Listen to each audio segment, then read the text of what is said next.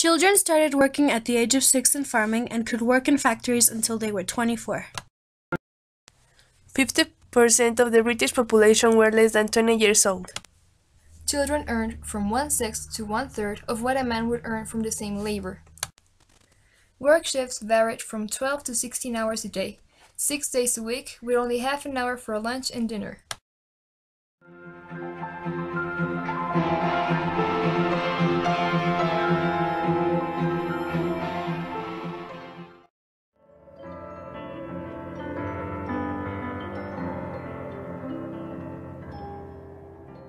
So what equipment did they have?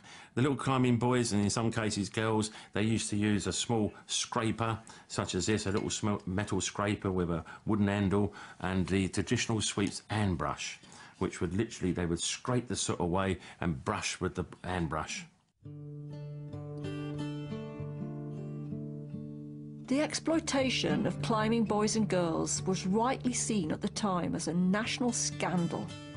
However, even when new technology was introduced in the form of jointed chimney brushes and sweeps no longer needed children, it didn't mean that boys and girls were spared. There was still a great reluctance for the muster sweeps of the day to do away with boys, and it was far cheaper to purchase a small boy from a family for a guinea or two, a few shillings from the poorer families, and in some cases little girls as well. So boys and girls were cheaper than brushes? Absolutely. Sometimes children were promised roast beef and pudding. They accepted the job and never received any of that. Some overlookers were violent, and in order to keep children awake, they dipped them overhead in a cistern, among other methods. If they tried to run away, children were punished and locked in an attic with no bed, no windows, and no company.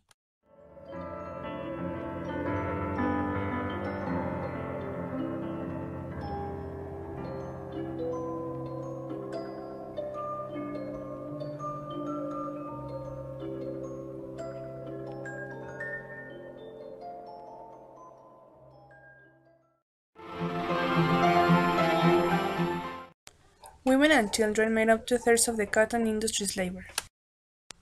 Both children and women worked in large numbers in factories and mines. Women made up 50% of textile work labor. They were paid half or less of what men received.